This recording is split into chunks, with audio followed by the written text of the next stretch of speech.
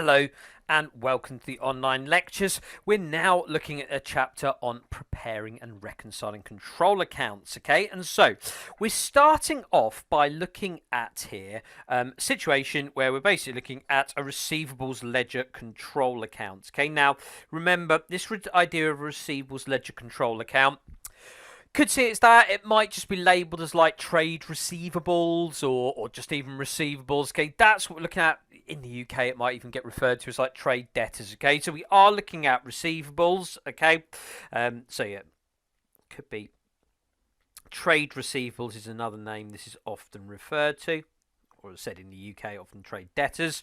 Now, important thing to remember here. This is an asset, okay? Yeah, so this is an asset of the business, okay? So remember what happens when I sell goods on credit. Those customers have to pay me for those goods. They will pay me for them at some point in the future. So there is a debt there, okay? There is an amount of money that is owed from one party to another. And the point is I legally own that debt. Yeah, that debt belongs to me. It is something I own, hence the fact it is an asset, okay? So because it's an asset, remember, it will be a debit balance in the trial balance. Yeah, remembering our dead click, okay? Well, debits then, okay, give us our expenses and our assets and our drawings, okay? So this will be a debit balance. Now, in terms of it, yes, it might be a debit balance overall, but clearly in terms of our sort of trade receivables or this receivables ledger control account, there will be a number of entries that need to be made to this during a particular period or year.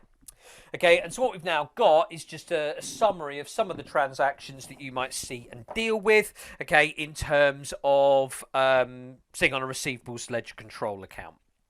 So let's start looking at them and we'll run down this little list and see what we have. Okay, so first of all then, we start looking at some debit entries. Okay, so therefore, if they are a debit, they will increase the receivables ledger control account. Okay, so things that are going to increase the receivables or the value of our receivables here. Okay, so first of all then, our balance brought down, or the opening balance. Look, that will need to be on the debit side. Okay, the whole point is that receivables are an asset. So this simply reflects the amount of those receivables, the amount of those debts that you legally own. Okay, yeah, it reflects that at the start of any period. Okay, so that one on the debit side, okay, is our opening balance brought down, our opening asset. Okay, so not an entry we need to make for that as such. Okay, that will just be the starting position. Okay, so it'll be our asset at the start of the period.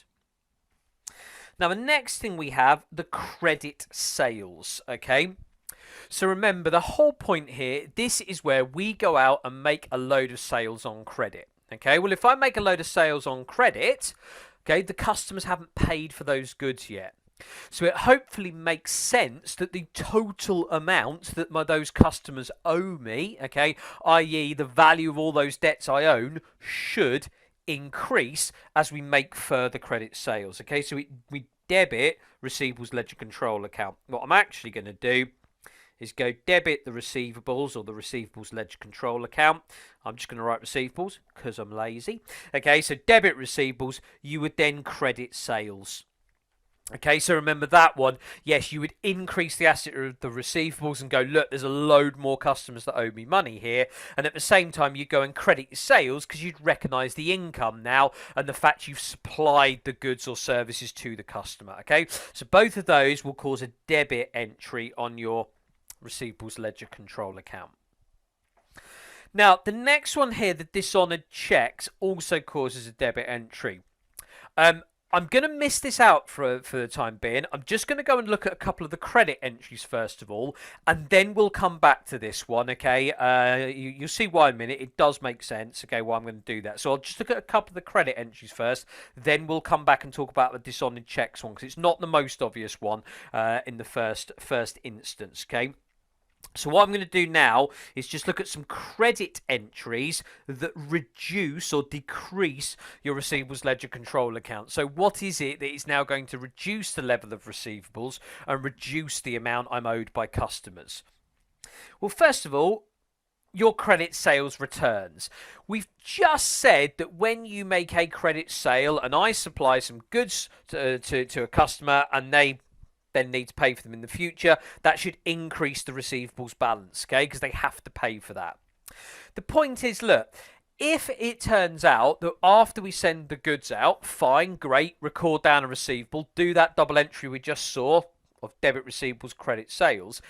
If the customer sends those goods back, they're clearly not going to pay for them, okay? And so therefore, we don't need that receivable anymore. They don't, the customer doesn't have to pay for goods they've returned to us, okay? So therefore, if you get a sales return, you will get a credit entry in receivables ledger control. Yeah, what you will end up doing is basically going debit your sales returns, okay, and the P&L, so basically to reduce income. Again, think about our dead click, okay, so I will use a debit to reduce income, and then what I'll do is I'll credit receivables, okay, basically to reduce the asset, okay, and effectively almost like reversing out the credit sale, okay, so that's what happens if you've got a sale return. So that's a credit to the receivables, it will reduce it. Payments received. Well, look, if my credit customers, okay, now pay me a load of money, okay, they don't owe me that money anymore. Okay, so as we said, this receivable is this debt that I own. Okay, that's why it's an asset. It's a debt that I own. Once the customer pays that money to me, there is no longer a debt there. Okay, and the receivable no longer exists because you've had the cash. Okay, so when we get a payment, when we receive a payment from the credit customer, we do need to credit the receivables account. Again, the double entry we're going to do here is we're going to go debit cash. Okay, or debit bank. So we're going to increase that asset because we now actually have some money sat there in our bank account. But we will credit receivables. Okay, and we'll credit receivables because we're no longer owed that money by the customer. Okay, so that bit should reduce. All right, so that's what happens when we get a payment. Now, I just wanted to cover that bit first before, and now just go back to that dishonoured check part that I missed out on a second ago, okay? And there is a reason for it. Hopefully you'll see why now, okay? Because just remember what we've just covered there, and that double entry about a payment being received, that when a credit customer pays us, we will go debit, cash, credit, receivable, okay? Remember that. Now let's just come back to a dishonoured check, okay? Now, the issue with a dishonoured check is we need to think through what's happened. Well, first of all, the first thing that happens is we made a credit sale, so we will have put in our entry for a credit sale and gone debit receivable credit sales. Great, lovely, okay? We did that initially. The next thing that happens is our customer sends us a check. We open up the post, okay, pull out this check and see that they've paid us some money. Oh, fantastic. So what I will then do is I will then go, oh, look, number 2 will be I've had a payment received, okay? And with the payment received, we'll post the debit cash credit receivables figure, okay? So normally, that's what should happen, okay? Yeah, so you make a sale on credit, do that first entry there, debit receivables credit sales. Once the check turns up in the post from the customer, you then log that down in your accounts as debit bank or debit cash credit receivables, okay? That's what's happened. The problem is, okay, that if the check is now dishonoured, what it means is that you saw the physical check in the post and thought, great, the customer's paid you. You've taken it to the bank. A few days later, the bank will contact you and say, sorry, that check's bounced. It's been dishonoured. In other words, your customer didn't have enough money in their bank account to cover the check, okay? And so that's what's basically happened, okay? Yeah, it's now transpired that the customer does not have enough money to honour the check. Again, it's referred to as a check being bounced, okay? So the point is, at the point we do a dishonoured check, essentially, this entry down here that we'd made for a payment being received, actually, we never should have made it because really the customer hasn't paid us. We saw the check and thought, yeah, great, they've paid us, debit, cash, credit, receivables. It now transpires they never had any money. Okay, so they didn't really pay us. So what we end up needing to do with a dishonoured check is basically reinstating the trade receivable for the fact it's not actually been paid. So what I'm going to do is reverse the payment received entry and go debit receivable, because that customer still owes me money. Yeah, okay. The check they've sent me was worthless. It's not resulted in any money changing from their account into mine. So I need to reinstate the receivable and go, that customer still owes me money. And I had debited my bank account to go, oh great, yeah, this money was coming in. I've seen the check. Well, now it's not. So I now need to credit cash or credit the bank account, okay, and take it back out again. So the point of this, all you're doing is reverse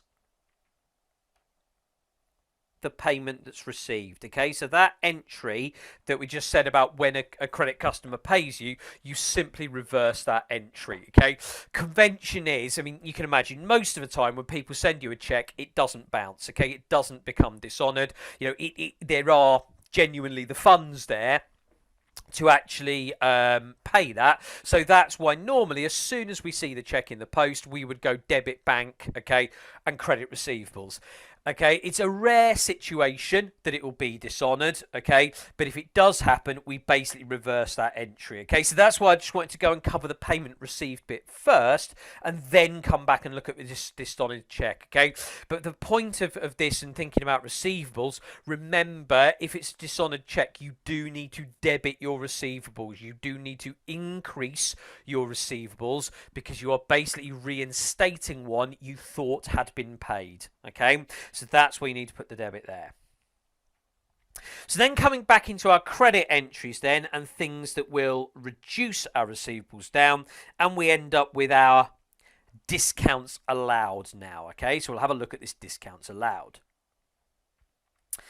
Now, the way discounts allowed work, okay, this purely works with something that we call a prompt payment discount. So that's just in there, a prompt payment discount. Because ultimately when you've got discounts, there are two types, okay? There is a discount given at the point of sale. Okay, now that one is actually very easy, okay, and that you just account for at the time. So you can imagine that if you were, you know, if you were in a shop, okay, and it's, I don't know, let's just say you go into John Lewis or something and it's, you know, Boxing Day sales and you pick up a jumper and it's got 50% off it. Have you ever seen anybody get to the till and go, I know it says there's 50% off, but I'd like to pay the full price, please? Yeah, it doesn't happen, does it? So if you're giving somebody a discount at the point of making a sale, it's fine. You just record the sale down at the discounted price. Not an issue. The problem with a prompt payment discount is that what you're doing is saying, okay, look, we will sell you some goods, okay, and in this case, we're going to say for £120, and you can see here's the original invoice, okay, where we would have gone, you know, with this invoice, okay, and so this original invoice, we would have gone debit receivable with £120, okay, we would have credited the VAT because it's output VAT, so we need to hand that £20 over, okay, and then we would credit our sales, okay, our income, with £100. That's the entry we would record down at the point of the original invoice. If you give someone a prompt payment discount, the way it works is that we say, look, if you say take your full 30 days credit, we'll assume it's 30 days credit. If you take that full 30 days credit, you need to hand over 120 quid. However, with a prompt payment discount, let's say we'll give you a prompt payment or settlement discount of 5%. So instead of waiting 30 days to pay the money, let's say if you pay me within 5 days rather than 30, you can pay a lower amount, okay? In this case, it's 5%.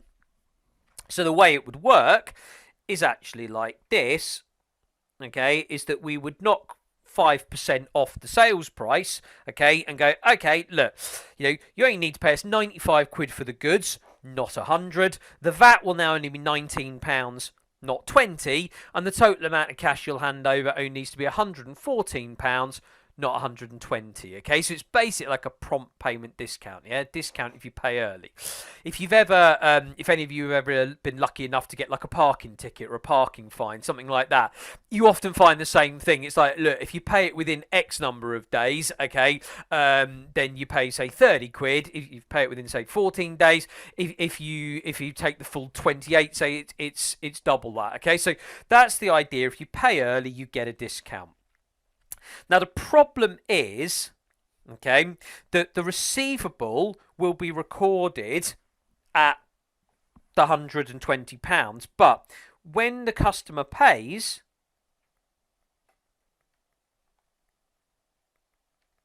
they're only going to pay £114, and as we just seen above with a payment received, what I'm now going to do is go debit cash 114,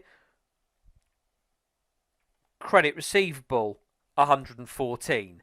And that's the problem, is that fundamentally we recorded down the receivable initially of 120, but when the cash has come in, we've actually only got 114 quid because someone's taken this discount. Okay, and the issue that then creates is it then looks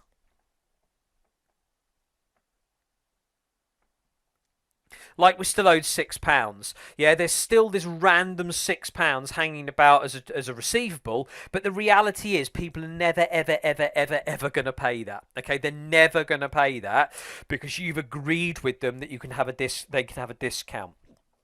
Hence the fact, with a discount allowed, we will need to credit £6 to the receivables account. And so there you go, there's the credit, the receivables of £6. Now, in terms of reflecting back on those numbers, we originally recorded down the sale of 100 and put that as income.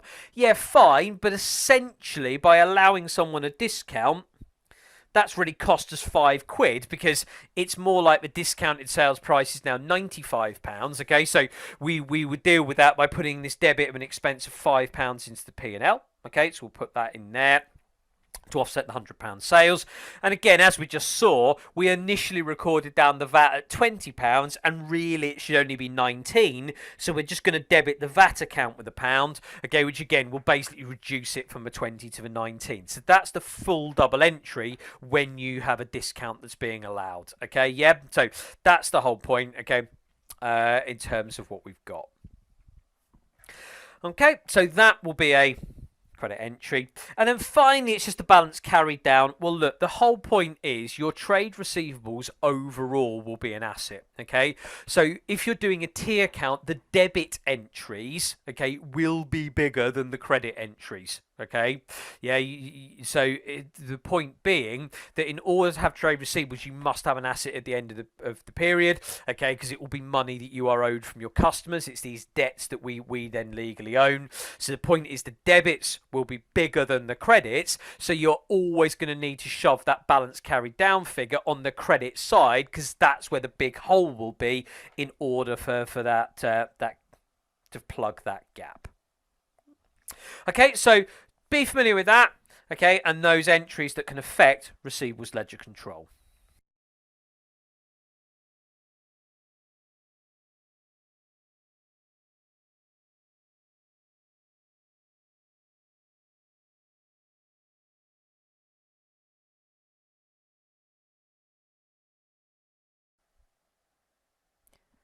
Hello and welcome back to these lectures on preparing and reconciling control accounts. So what we now have is another entry that we might have to deal with, which is known as an irrecoverable or bad debt.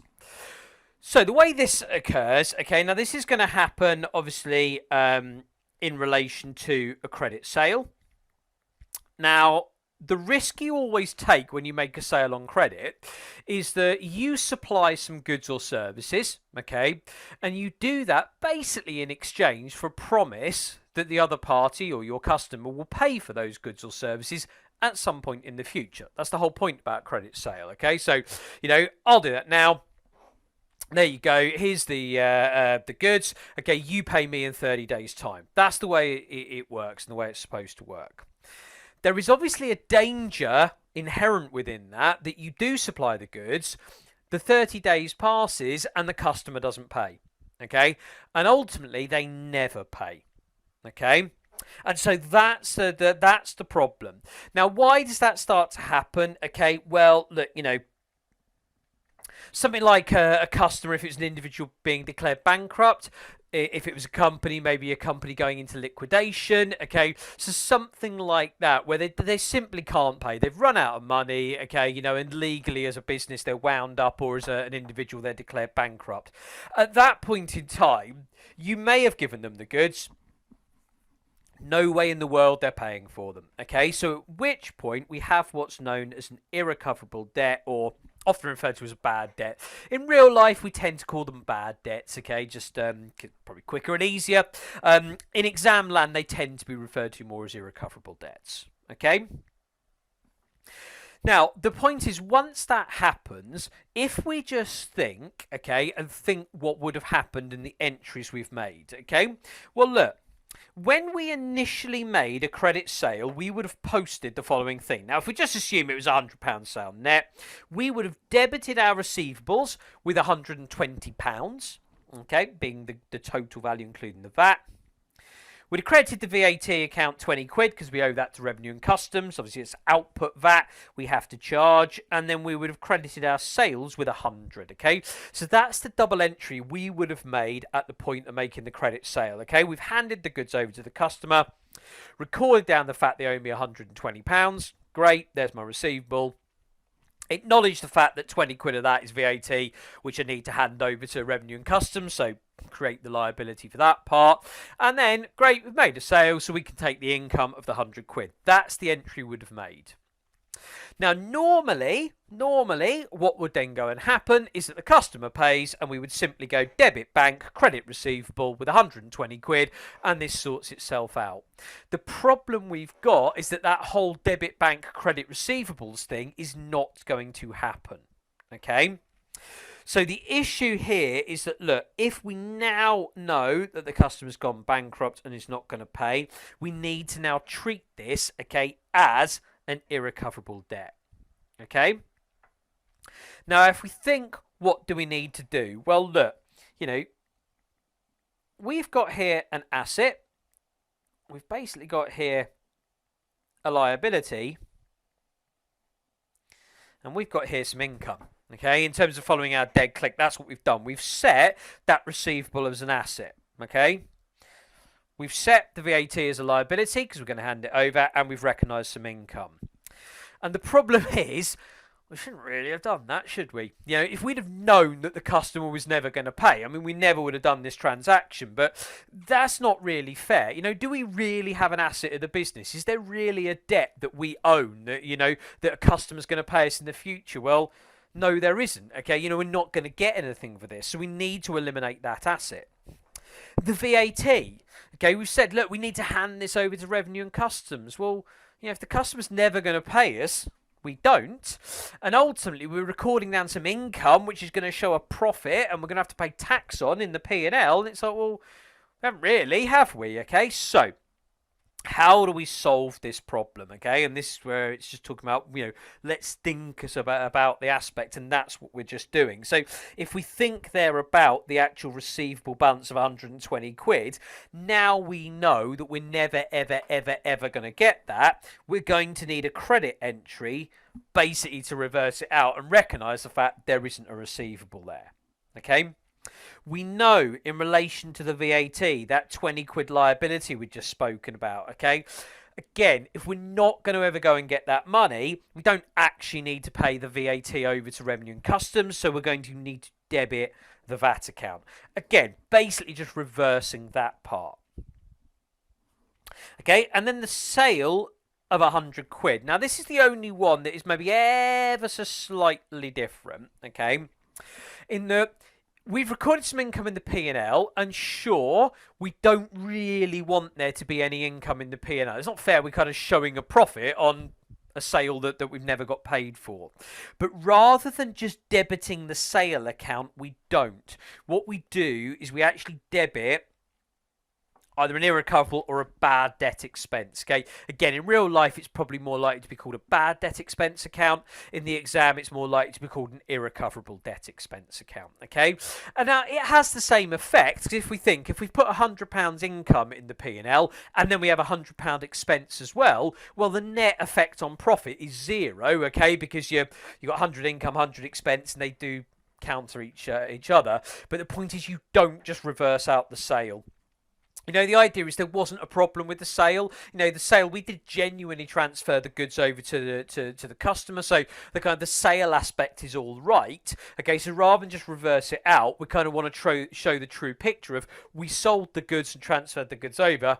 Oh, but we never got paid for them, so effectively there was a cost there. Okay, and so therefore your double entry to write off this irrecoverable debt: debit the irrecoverable debt expense account with the £100, effectively offsetting the sale we made. Debit the VAT to very much counteract the VAT we put through originally, and then credit the receivables ledger control account with 120. Okay, and so the idea is that will now show we're not going to get that money anymore.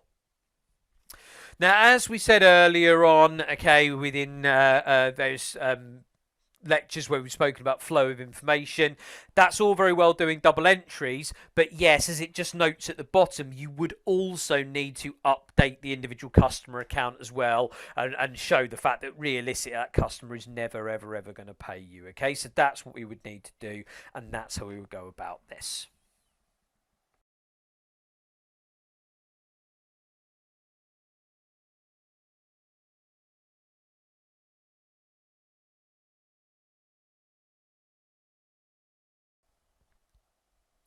Hello and welcome back to a lecture on preparing and reconciling control accounts.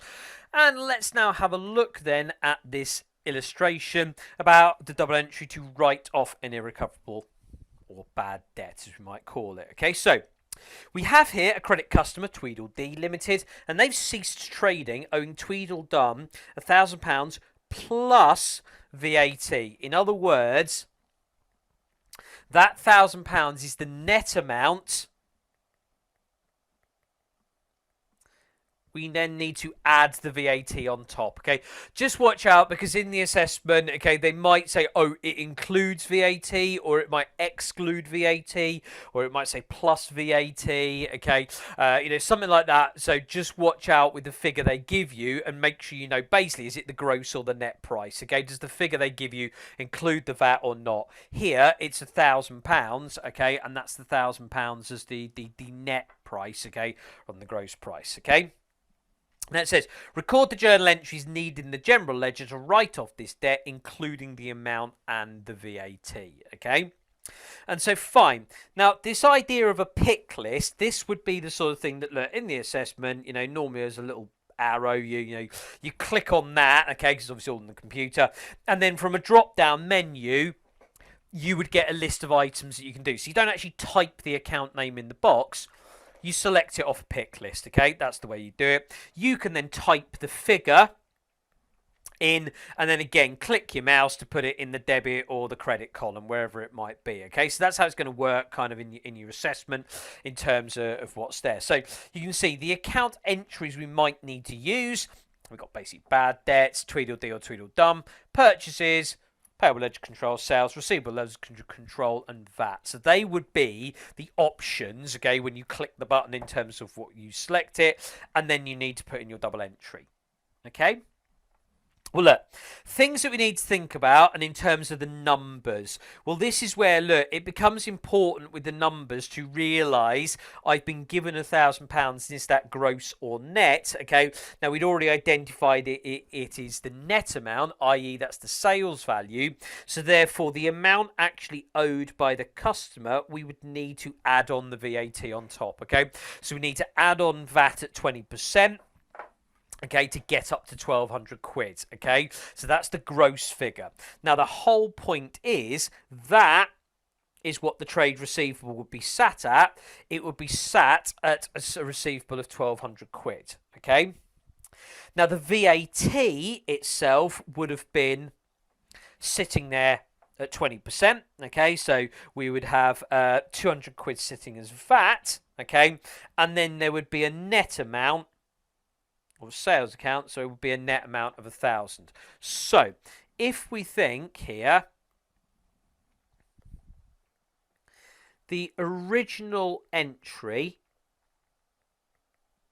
okay, would have been debit receivable, £1,200, credit VAT, £200, credit sales,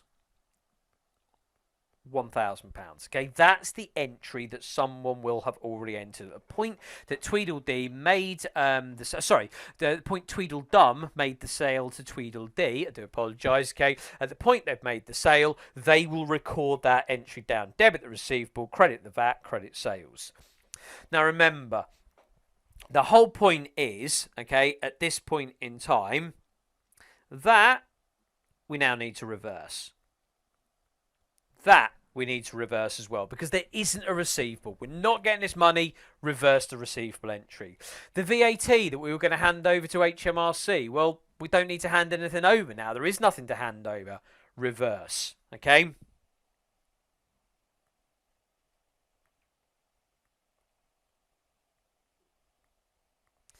Okay, the sale, we don't reverse it.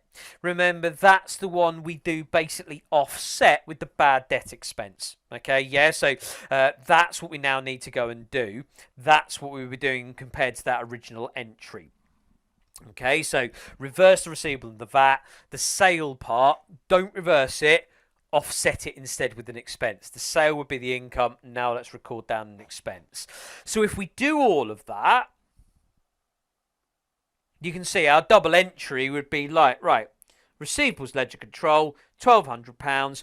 We need to credit receivables ledger control, okay? In order to offset the receivable that we're now not going to collect on, do that.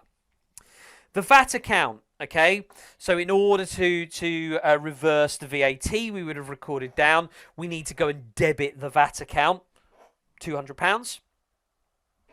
Okay, and then the irrecoverable debt, okay, or the bad debt. This is the one that offsets the original sale. Okay, so the £1,000 there, and we will debit that. Okay, so that now becomes our double entry in order to do an irrecoverable or a bad debt. That's how it works.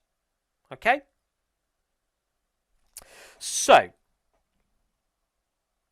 as it says here, lecture example 1, now try this one. Okay, so what I would encourage you to do at this point, okay, is just pause this here, okay, have a go at it. Yeah, have a go at it yourself. See if you can work this out based on what we've just looked at there from the illustration, okay.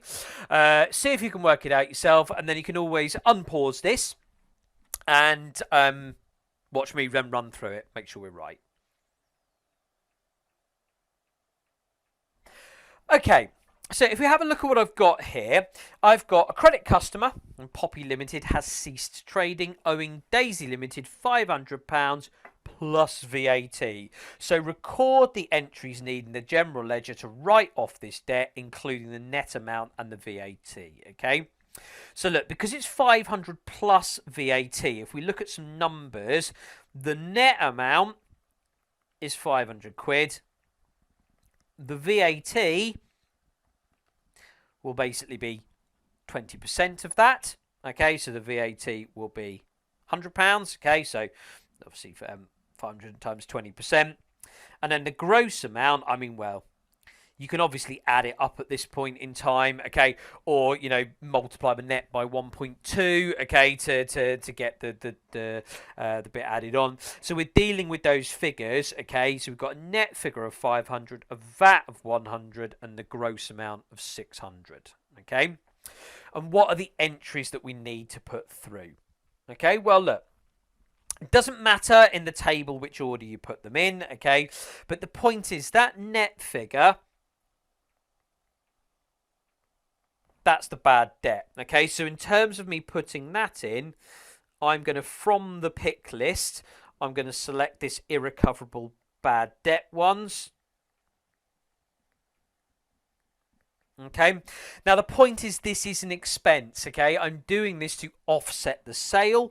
Okay, so I've got an amount of £500 and I will debit, okay, that it is an expense. Yeah, so remember our dead click. Okay, yeah, we will debit that as an expense, and there's £500. Okay, now the VAT amount, okay, yeah, that does need to go to VAT. Okay, so I'm going to select that one and go right. VAT. What am I doing here? Okay, well, remember, I've got the £100. Now, I need to reverse the entry we made previously. Now, previously, when I made the sale, I would have credited the VAT account because I'd have gone, I've made a sale, here's some output VAT. I need to hand that over to Revenue and Customs, okay, and we would have recorded that down as a liability, okay. I need to reverse that now, okay, so therefore I'm going to debit the VAT with £100, okay. And then finally, the gross amount, well, this is what would have been recorded down as a receivable, okay, and again, I need to reverse out that receivable. So in terms of what I'm going to select, okay, I'm not going to write it all out in full because I probably won't fit it in, and my handwriting's terrible. So, receivables ledger control account there, okay, yeah, that would be what we put in. So that will be the gross amount of 600, okay, for that receivables ledger control. Okay, and because we'd already created an asset for a trade receivable, that asset shouldn't be there anymore. We need to eliminate it, so therefore we're going to credit receivables ledger control. Okay, so that is how we're basically going to go and deal with an irrecoverable or bad debt.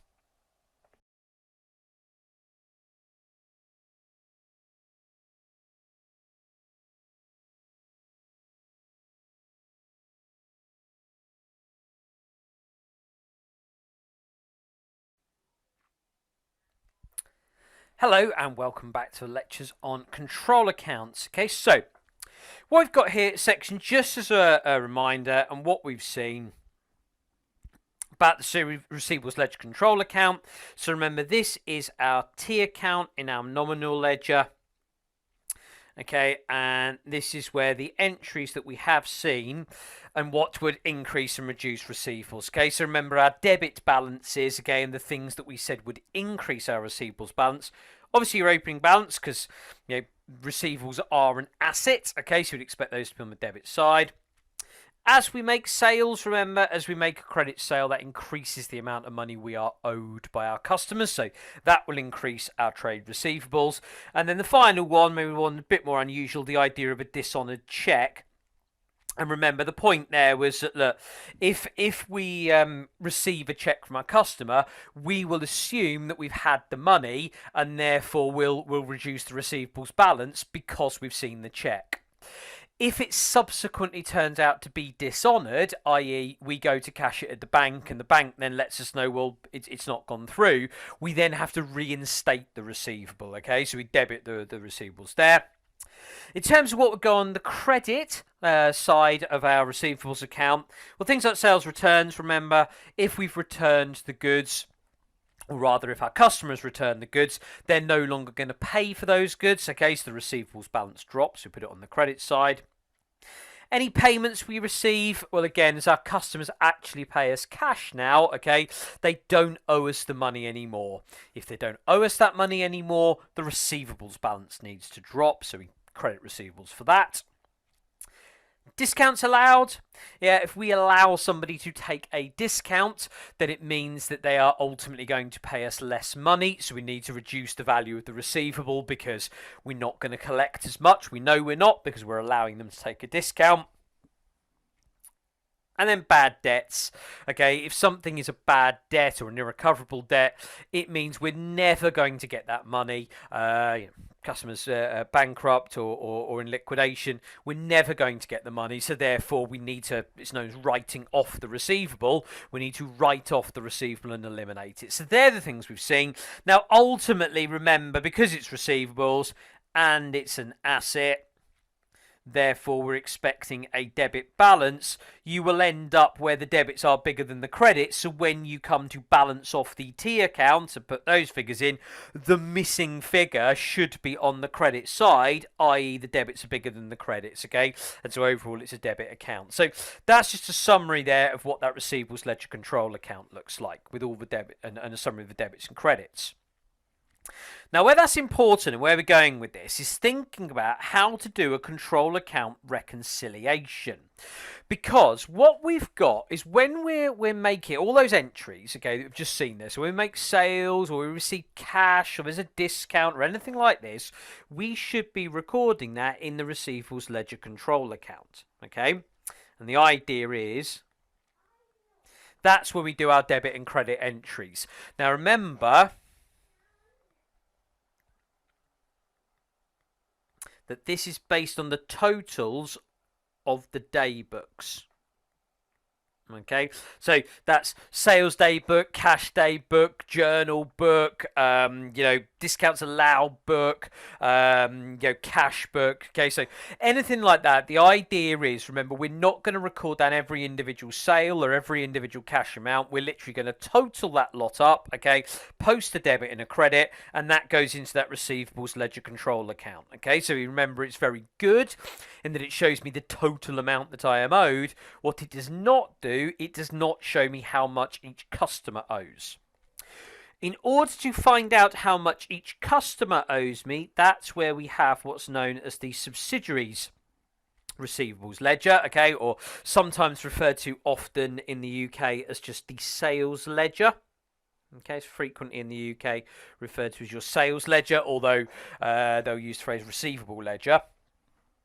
Okay, and this is the individual balances.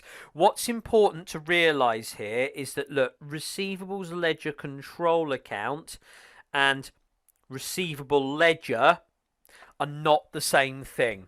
Okay, when we talk about the control account, we are talking about the T account that we just went through, okay, where all the debits and credits are posted. If someone's talking about a receivables ledger or a sales ledger, that is the individual customer account, right? And so that is not where you post debits and credits. That's where you literally just record things down. So, oh, we've sent out an invoice to customer A. Let's go and write that in customer A's account. Oh, look, we've received a check from customer B. Let's go and put that in customer B's account. Okay. Now, the thing about reconciliation is that the whole point about doing a reconciliation is if the information is recorded in a couple of places, then we should be able to compare one to the other and get the same answer. So the idea now is that, look, if I am posting all my, let's say the sales, my credit sales, I write those all out in my day book. Okay, so I total up my sales day book and post an entry into the receivables ledger control account.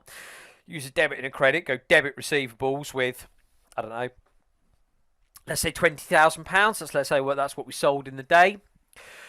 What I'm then going to do is each individual sale I've made, I'm going to write into the subsidiary ledgers or the receivable ledger.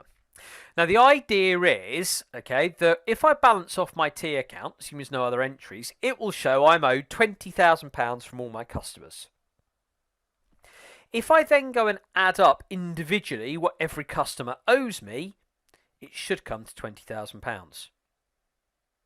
Okay, because all the individual invoices that I will record down separately in the subsidiary receivables ledger, total that lot, and it should come to the same as the total which is already in the receivables ledger control.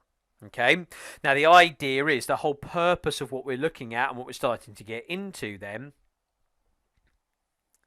is to see, do those two things agree?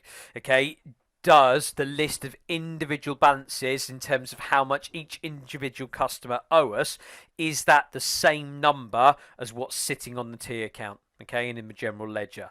Now, these days, in real life, on computer systems, the answer will almost certainly be yes, because if you use the computer program properly, it will update everything for you all in one go, and you can't have anything that doesn't agree.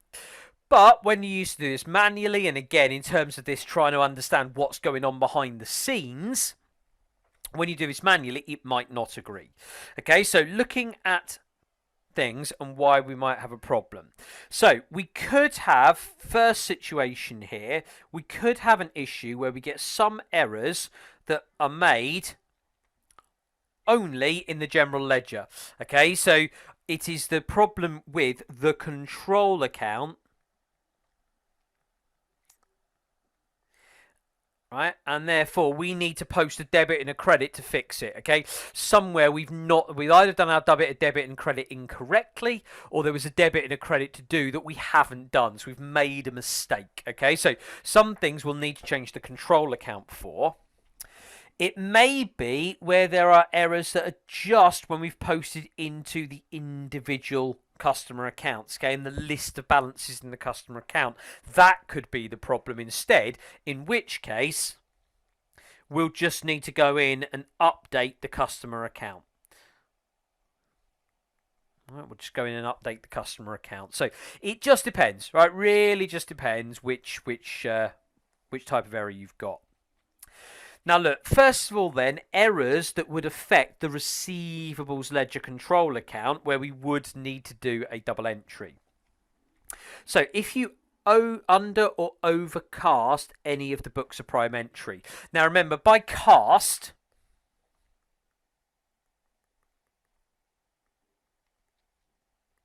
basically, it just means here in this context, add up, okay? So if we're talking about casting a list of balances, it means add them up. Now, we might overcast them, i.e., I don't know, the list of all the daily sales comes to £10,000. Yeah, on our calculator, we get as £11,000.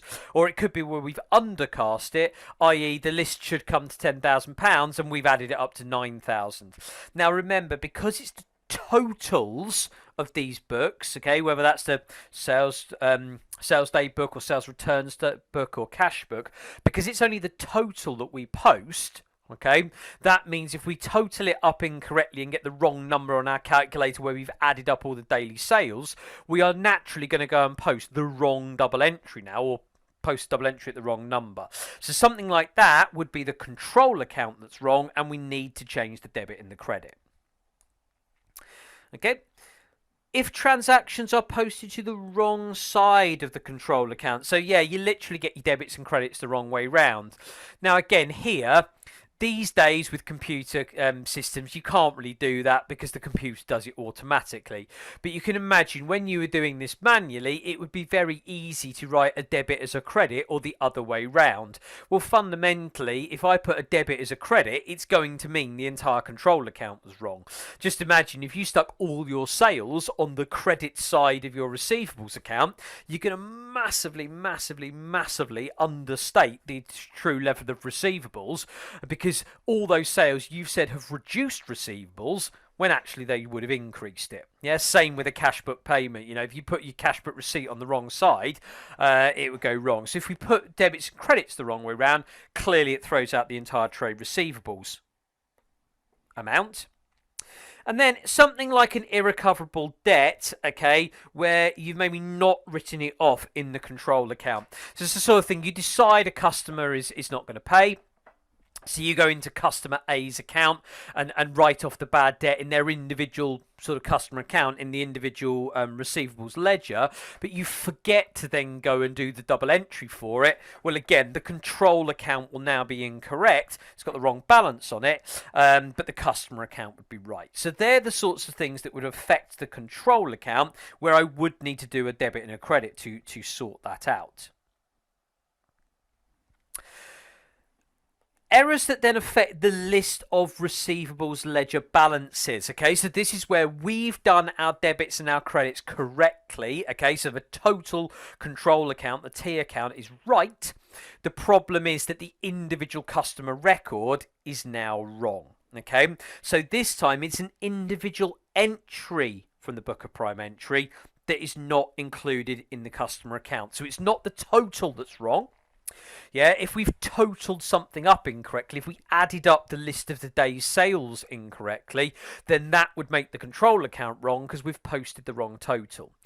If it's just that, right, we've listed out, I don't know, the 10 sales we've made that day, we've added up the 10 sales correctly and done our double entry. That's great. The problem is we only posted 9 of those 10 sales into the individual customer accounts. Then that list of customer balances is wrong because it's missing a sale. Okay? Now, what we might do is we might post things on the wrong side of the individual receivable account. Okay? No. So what you would end up doing, bit like you do with your debits and credits, you can imagine you'll have, right, individual customer A, and whether you post an entry into either increase or reduce a balance. So if I make a sale on credit, I would increase the amount customer A owes me. If I get a cash receipt from customer A, I will reduce the amount that customer A owes me. Okay, so you could easily post something the wrong way round. Okay, so you accidentally take a sale away from what customer A owes you, or you add on a receipt from them, they owe you more money. So if you post something the wrong way round, again, it will throw out the balance of what they owe you. It could just be where you post the wrong number in. Again, I appreciate with computerized systems these days that's highly unlikely. It will do it for you. But again, in an old manual system, you could easily write in the wrong number. I mean, so you actually put in £30, not 300. Okay, so yes, you could be a factor of 10 out. The other classic thing you tend to do is transposition errors. So where you flip 2 of the numbers round. So instead of writing 450, you accidentally write in 540. So again, clearly if you write the wrong number into the customer account, it means the balance on that customer account is incorrect. Okay. And then finally, when you go to add up the list of individual customer balances, so right, what does customer A owe us plus what customer B plus customer C, etc., etc., something goes wrong. You either pick up the wrong figure in terms of the customer's balance, or you accidentally miss out one of the customers and don't add them in. Something like that. You could pick up the wrong figure for a customer. And again, if I do that, well, adding up all the customer accounts isn't going to get me to the right number. Okay, so this is ultimately what we're trying to do with control account reconciliations now, is we're going to try and compare 2 things together. Okay, and when we compare those 2 things together, we're going to see if they agree. And if they don't, we need to understand why and reconcile the balances until they do.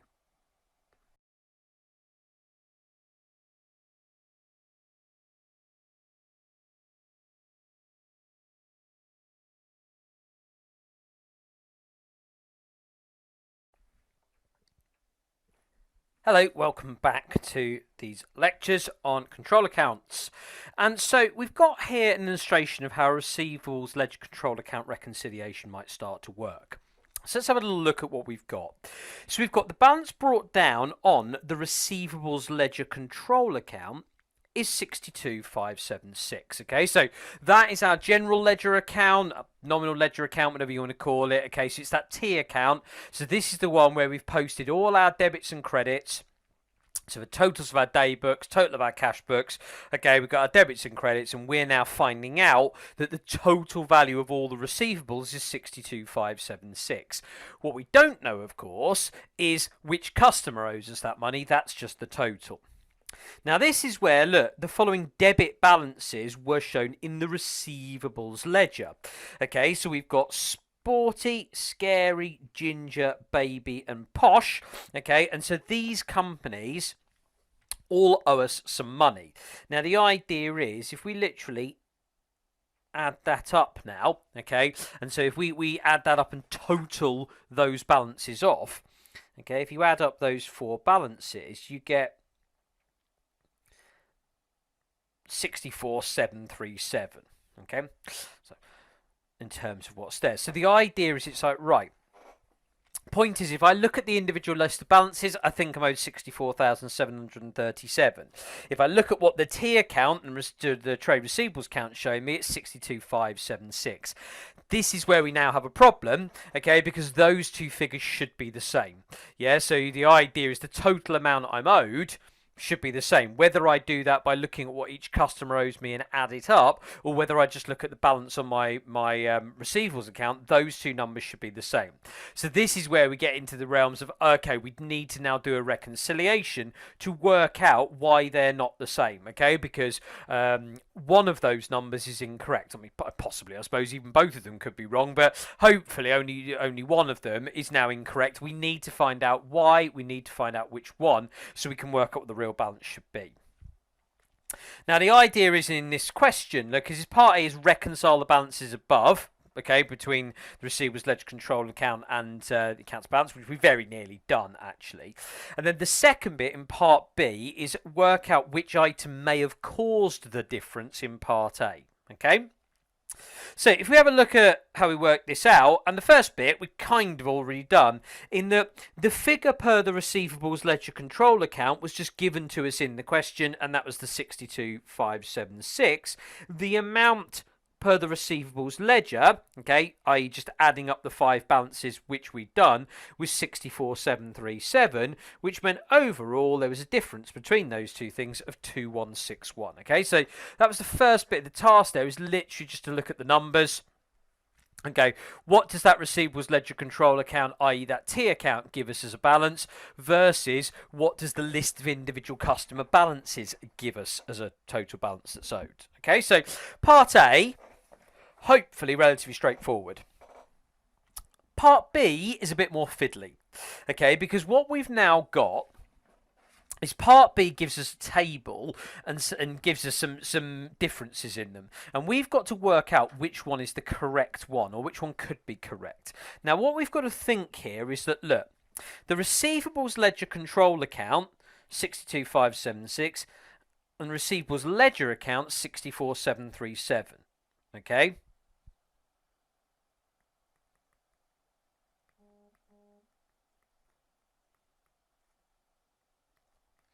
And what's happening here is I now need to think, well, look, either that receivables ledger control account balance is wrong, okay, and it's too low, okay, so I'm looking for something that could have made that number too low.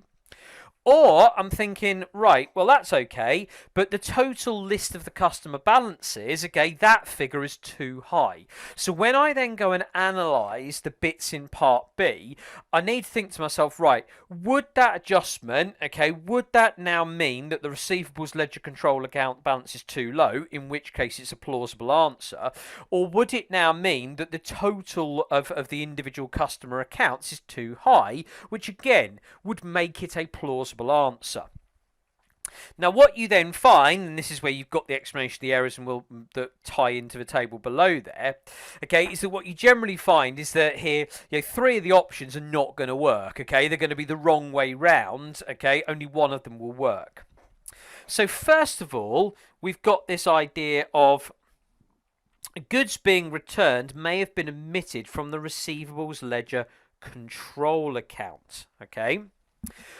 Well, look, what we've got to think, okay, is that when there is a return, okay, when there is a sales return, what does that require me to do? That requires me to reduce the value on the receivables ledger control account, okay, do that double entry, okay, essentially debit my sales returns and credit receivables ledger control account, okay, so putting through a return, okay, or when I put through a return, that will make the balance on the receivables ledger control account lower. Well, what we said is that it's already too low. So if I'd forgotten to put through a sales return, actually I'd make that 62,576 even lower. Okay, so the point is, with this one, if we omitted those returns, okay, from the balance, what that would mean is that when I put that correction through, I would be making the receivables ledger control account lower. So at the moment, that balance would actually be too high, okay, and that's not what I'm faced with, okay, yeah, that adjustment would mean I'd be looking to make the receivables ledger control account figure even lower by not putting through that sales return, and it's already too low, so that cannot be the answer, right? That is not going to give me an explanation as to why those two figures are out. Okay, now the second explanation they come up with is that discounts allowed may have been entered into the receivables ledger twice.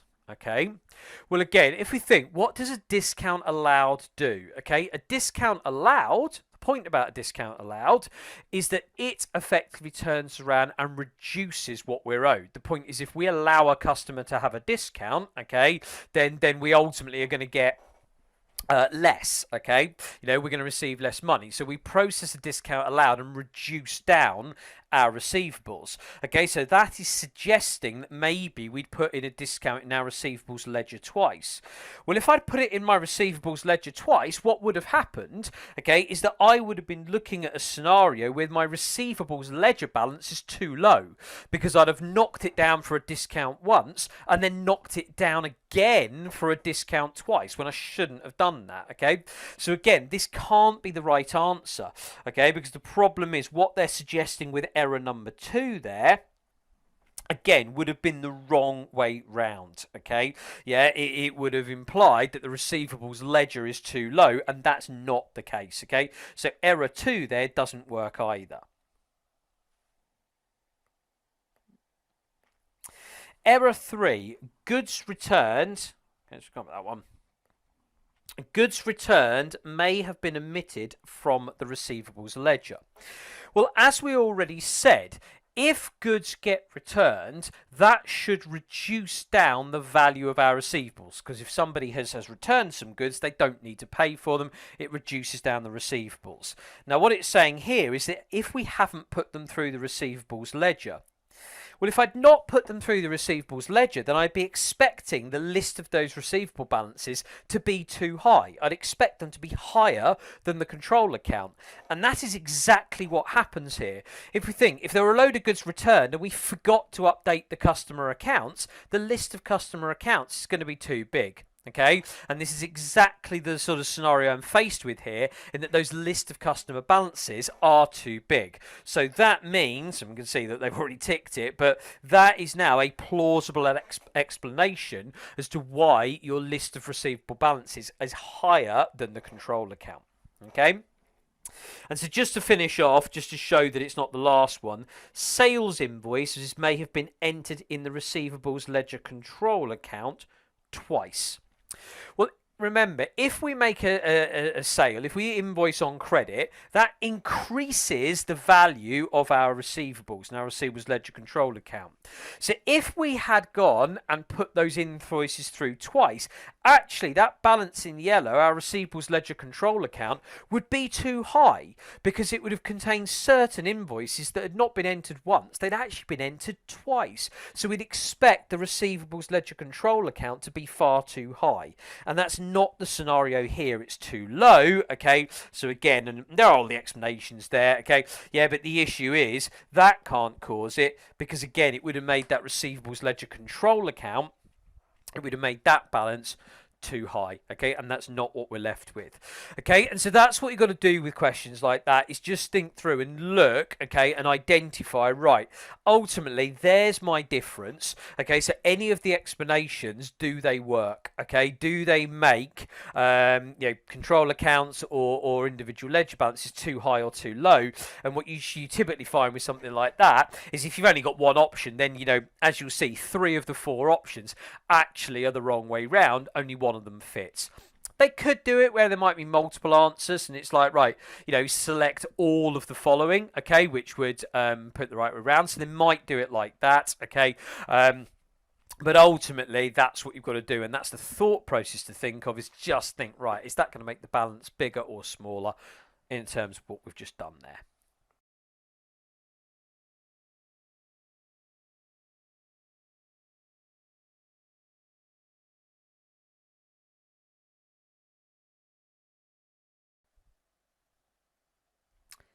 Hello. Right, let's have a look at a lecture example involving a receivables ledger control account reconciliation. So, what have we got here then? To begin with, I am told that the balance brought down on the receivables ledger control account is 5342. Okay, so remember, that is your balance brought down. So that will be your T account. That will have been all your debits and credits, basically telling you that the total value of the receivables is 5342, but with no breakdown of who actually owes you what. Now we then get the following balances in the receivables ledger.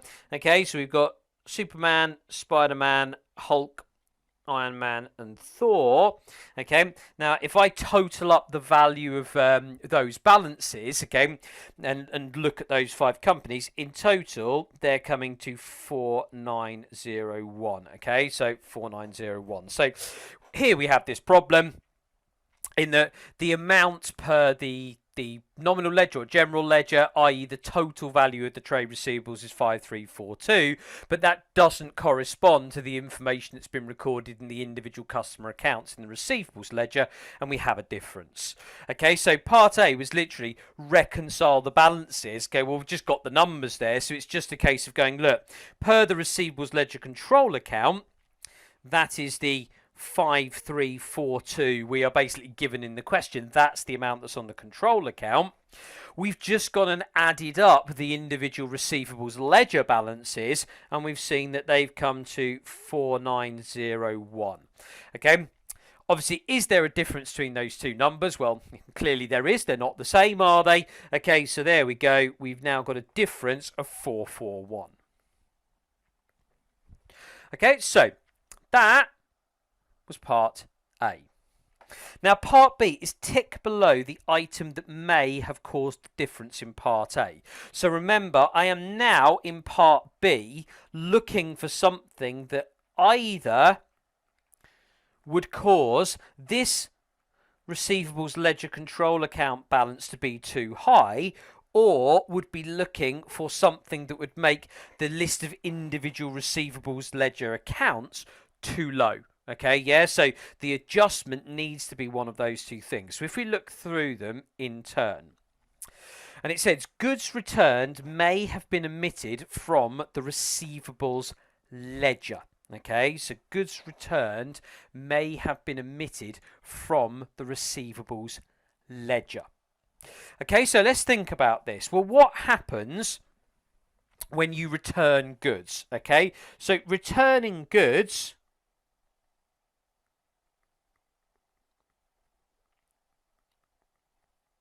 would reduce the balance. Okay, yeah, so if we return goods, it reduces the receivables balance and how much we are owed. Okay, so if we've omitted those and we've not put that through, that means that currently the balance would be too high because there's all these returns that we need to actually include to reduce the balance down.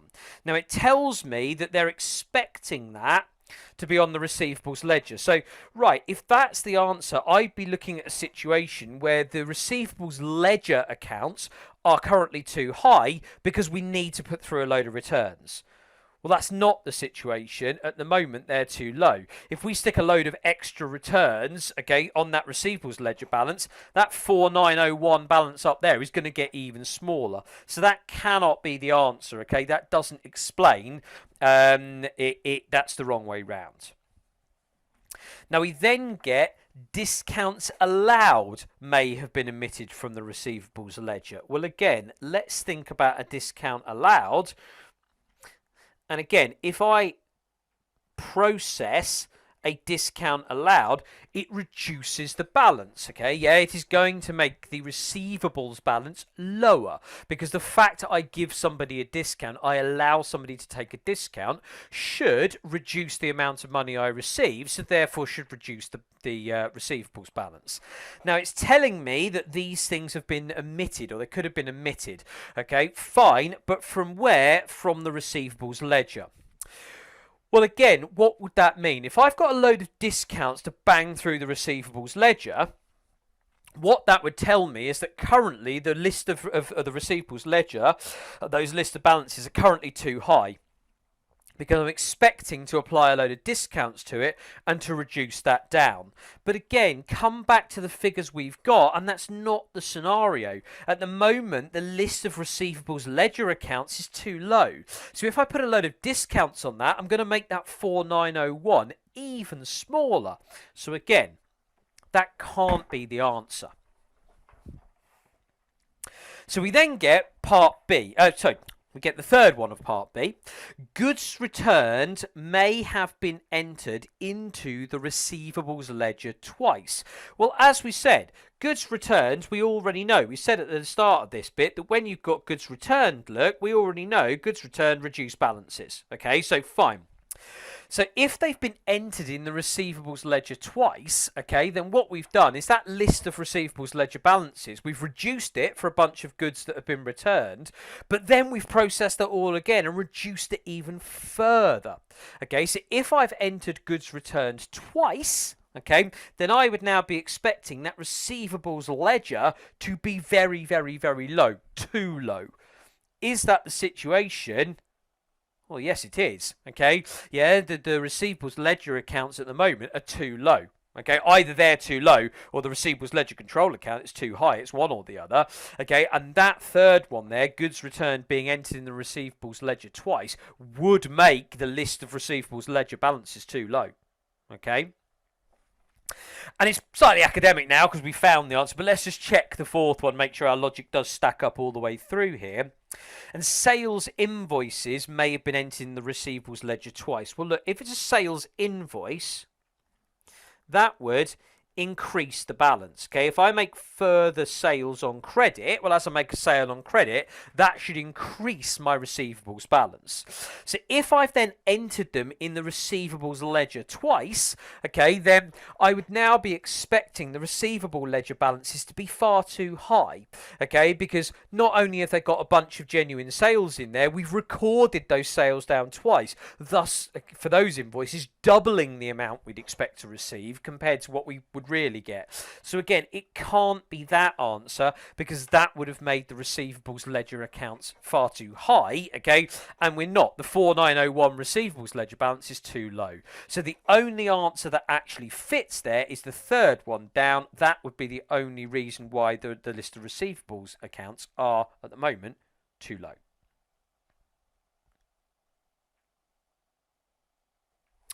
And so then we get down to part C, and it says, look, it's important to reconcile the receivables ledger control account on a regular basis. Tick which of these statements is true. So first of all, reconciliation of the receivables ledger control account assures managers that the amount showing as outstanding from customers is correct. Well, is that true or not? Well, yes, it is. I mean, that is exactly what it's for. Okay, now, I said, I know these days with computer systems this is maybe less of an issue because the computer tends to update everything for you, but you can imagine previously, and if I think about what the computer's doing in the background, yeah, it's really important for me to know that actually the amount we've got outstanding on the system is correct, and the way I do that is by checking the list of individual customer balances, okay, to the total and make sure those numbers are the same. So that's a good thing about it. So secondly, reconciliation of the receivables ledger control account assures managers the amount outstanding to suppliers is correct. No, okay, and the issue there is where it says amount outstanding to suppliers. Okay, well, your amount outstanding to your suppliers, that's all to do with payables, not receivables. Okay, yeah, the whole point is this is what we're due to receive in from our customers, not what we need to pay out to our suppliers. Okay, so by saying it's to do with suppliers, that makes that second statement there incorrect. So the third thing we've got is reconciliation of the receivables ledger control account will show if a purchase invoice has been omitted from the payables ledger. And again, the problem here is it's talking about purchase invoices and payables ledger, which is why this is wrong. Remember, if this is receivables, okay, we're looking at sales invoices, okay, and we're looking at our receivables ledger and what we're owed from customers, not purchase invoices, not payables, okay. So that third statement, incorrect, wrong terms in there. And then finally, reconciliation of the receivables ledger control account will show if a purchase invoice has been omitted from the receivables ledger. And again, the issue there is the use of purchase invoice, okay, which is why, again, this is incorrect. Okay, purchase invoices go through payables ledger, okay, sales invoices, okay, go through receivables ledger. So fundamentally, the terminology they're using there, again, is incorrect, okay, which means the only one that actually actually is true is that very first statement. The other three statements are all incorrect.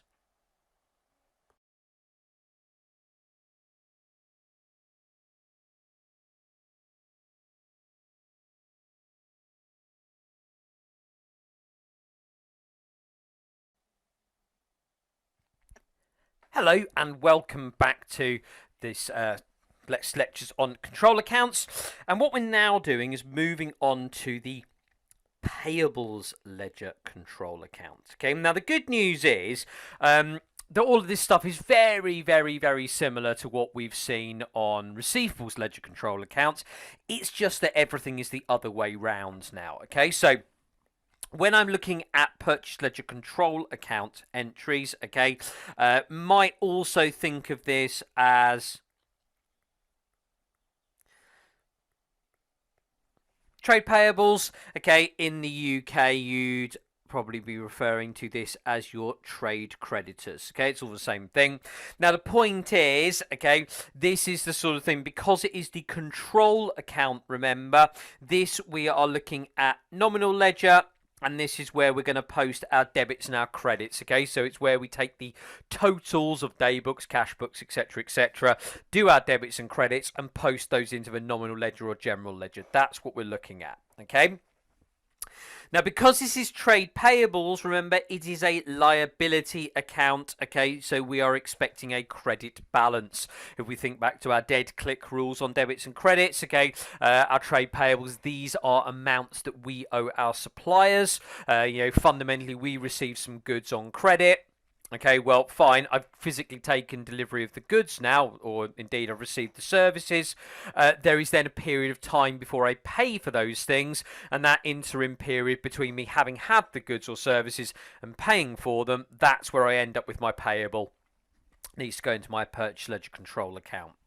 So, first of all, if we think about some credit entries, now the point is these are going to increase our trade payables, okay, purchase ledger control account. So, first of all, first thing we've got there, the actual balance brought down. As we've just mentioned, okay, trade payables or the payable ledger control account, this is a liability. Okay, so therefore we're expecting it to come down on the credit side because fundamentally this is what you owe to your suppliers. Okay, so it's a liability, it's a credit entry. Other credit entry, it's going to increase up our trade payables or payable ledger control account, the actual purchases we make.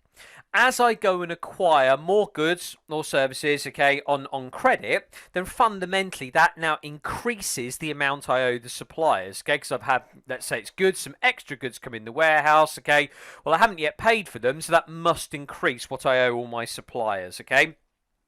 So remember, this will be based on gross value, okay, including the VAT, because I need to, in here, record down the amount of money that I basically need to hand over to the supplier. Well, I need to hand over both the net and the VAT, i.e. I need to hand over the gross price to them, okay, and it very much will be a credit entry. Yeah? It increases what we owe the suppliers, okay, that's the whole point about it.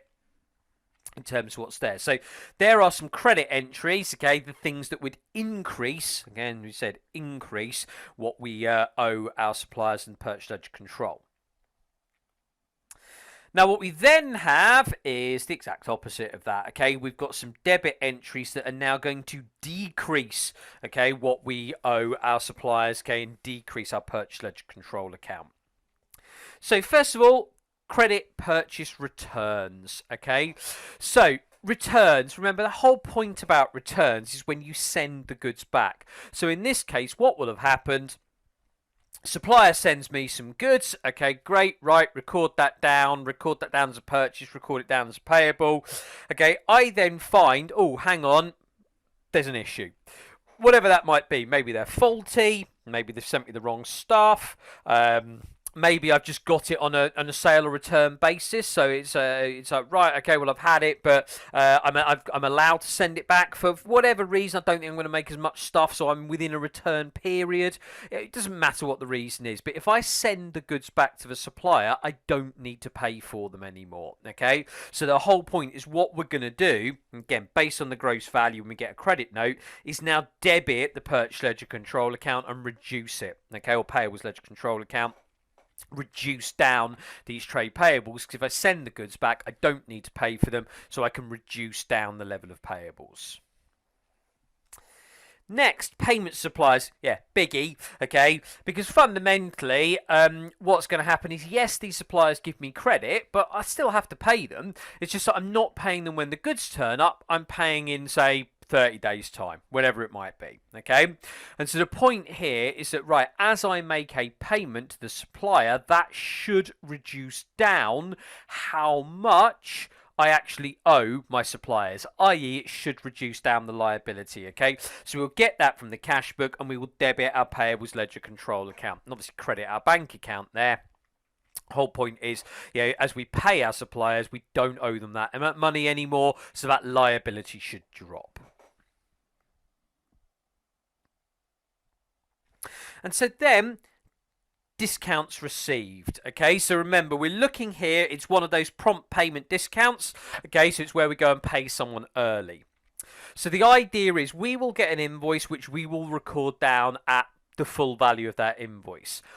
If, though, there is a term in there or clause in it that says, look, if you pay early, so instead of taking 30 days, take 5 days, then you can pay a lower amount.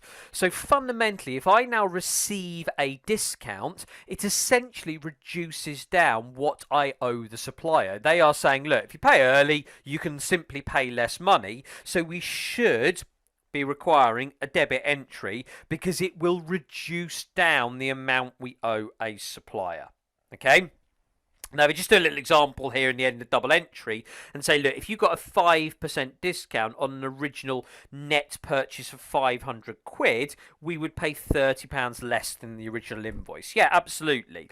Well, if you think what we would have done with the original invoice in the first place is we would have gone debit purchases with the £500. Okay. We would have then gone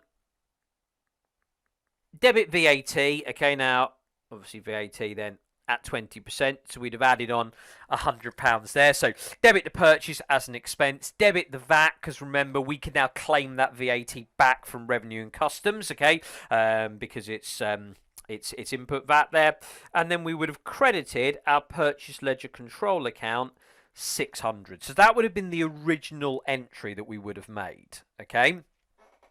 Now, obviously, if we get a 5% discount on that, okay, then we're now going to pay less. And I've just realised something's gone a bit horribly wrong there with my formatting. So the idea is, right, if we now get a 5% discount, it's like, right, the discount we receive will now be 5% of that 500 quid. So we will credit discounts received effectively like income in the P&L. Idea is it offsets against that purchase amount that was there earlier. Credit the VAT, okay, with the amount of VAT that relates to the discount, because we had said, yeah, we were going to reclaim £100 off Revenue and Customs, but look, if the point here is if the price of this invoice basically goes down, which essentially it is doing, we should claim less VAT back, okay? So we credit the VAT with the £5, and so therefore we will reduce, okay, and debit our payables £30, because that's how much less money we actually now need to give to the supplier. Okay, we no longer need to give them the full £600 on that invoice. Okay, we can now give them basically £570 instead and take that 5% discount. Okay, so that would be our entry for a discount received. So for the purpose of knocking up a payables ledger control account, a discount you receive will reduce down what you owe the supplier, okay, because you're taking this discount. And then finally, then you got your balance carried down. Yeah, just remember the whole point here is that this is trade payables, okay, and therefore it is a liability, which means overall the credit entries are going to be bigger than the debit entries. Hence the fact that the missing figure you are going to need is going to be on the debit side. That's where the big gap will be. That's why this thing won't add up, okay? So it needs to go there. Now, just coming over, it then just gives you, look, just showing that in a T account for all the bits we've just seen, okay? So, on our payables ledger control accounts, remember, here's our debit side, which will reduce down our payables balance. There's the credit side, which will increase it. And as we said, we're expecting the opening liability to be on the credit side. And as we make purchases, that will increase what we owe suppliers. And then all the things we've just spoken about. If we send goods back, that should reduce down what we need to pay our supplier. As we pay them, obviously that reduces down what we need to pay them going forwards as well. And then if we receive a discount, that will reduce what we need to pay our suppliers, okay? And then your missing entry, just to finish it off, will be on the debit side. Okay, so that's what it just looks like then in T account format.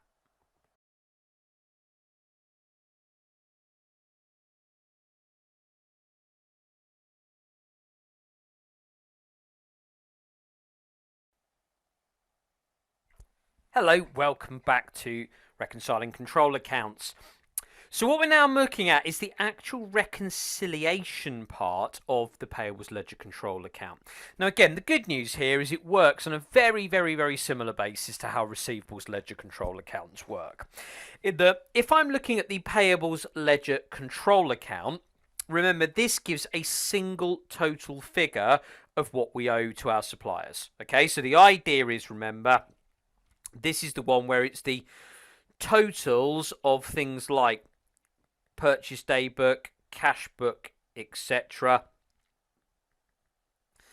And that's posted via a debit and a credit, okay, to get into the payables ledger control account, okay? So that's the figure that appears in the nominal ledger. We'll go into a trial balance. We'll go into the financial statements, okay? And remember, we total up whether it's the purchase day book or the returns day book, the cash book, whatever the book of prime entry is, okay? We just post the total each day into there, do a debit and a credit. So remember, it shows us what we owe our suppliers in total. What it does not do is show me how much I owe each individual supplier. That is where you need the subsidiary payables ledger, okay? And this is where we do now show the individual balances for each individual supplier, okay? So it's not as handy, that one, if I want to know how much I owe in total, because I have to go through and add up every single supplier, but it's obviously very good if I need to know how much I owe supplier A, B, C, whichever one. Now again, the logic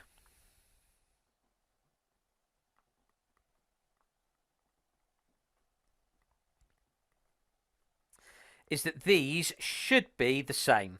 If I look at the total figure for the purchase ledger control account and then compare that to the list and add up each individual supplier balance, those two things should be the same. Okay, and so that is how a reconciliation works, remember. Now the whole point is, okay, that if the two records do not agree, okay, then that is going to suggest there are errors that we need to go and fix, and we need to find out why. Okay, so things and issues that we might now go and have. Okay, so it could be, remember, problems with the general ledger. Okay, in which case, not written that very well, have we? I was trying to write down there, need a debit and a credit. Okay, so if it's problems with the general ledger and the payables ledger control account, we need to go and do a debit and a credit to fix that. Okay, or it might be in the individual supplier account where we need to update that supplier account. Okay, so it just depends. Is it within the purchase ledger control account or is it in the individual subsidiary ledger? Okay, if it's in the payables ledger control account, do a double entry to fix it. If it's just in the individual supplier part, fine, just go in there and just do the update the supplier bit. Okay, So things that we then have and errors that you're likely to see. So first of all, errors that affect the payables ledger control account. Okay, so these are things that affect the control account, where as I said, we do need to do a debit and a credit. So first of all, if we have over or undercast any of the books of prime entry, okay, well, remember, casting just means add up. So because the point here is that I am not posting each individual purchase invoice, all I'm going to do is write all the purchase invoices in the purchase day book. At the end of each day, I'm going to total up how many invoices there are. For I don't know, 10 purchase invoices I got that day. I'm literally going to add them all up, okay, and just do a single double entry for the value of all 10 purchase invoices. Now, the problem is when I add up that list of 10 invoices, I might over or undercast it, i.e. I might get the addition incorrectly, okay? So I might add it up to too big a number or too small a number. Well, the problem is if you add it up incorrectly, you are fundamentally going to post a double entry of the wrong number. So anything you add up incorrectly like that, would mean that the total figure posted to the purchase ledger control account will be incorrect. Now, whether that is the purchase day book, the purchase returns book, the cash book, okay, it doesn't matter. You just add it up incorrectly, okay? So I would need a debit and a credit to fix that. If we post things to the wrong side of the control account, and again, I accept that these days using sort of computerized systems to do this, it's far less likely, okay, that you do that because typically the computer does this for you. But certainly in an old manual system, it would be very easy just to get your debits and credits the wrong way round, just to mix it up, okay, or just accidentally write it on the wrong side. So obviously, if you do that, if you make a purchase and you debit your purchase ledger control account, not credit it, then fundamentally it goes wrong, because at the exact point that you've got to load more invoices and you should be increasing the purchase ledger control account and therefore putting through a credit, you actually reduce it by putting through a debit. Okay, so if you put something on the wrong side of your control account, that will need a double entry to fix it. Now, what we then have are things that affect the list of payables ledger balances, okay, i.e. the individual supplier account. Right, so this is where we've now got a problem, okay, in the supplier account. Something's gone wrong there. So when I add up how much I owe each individual supplier, I get the wrong total. So this time it will be an individual entry from the books of prime entry, not been posted. Okay, so if I've got 10 purchase invoices that come in that day, I'll write them in the purchase day book. I'll add up the total, do a double entry, that goes into payables ledger control account. That's the bit we just sort of seen and dealt with.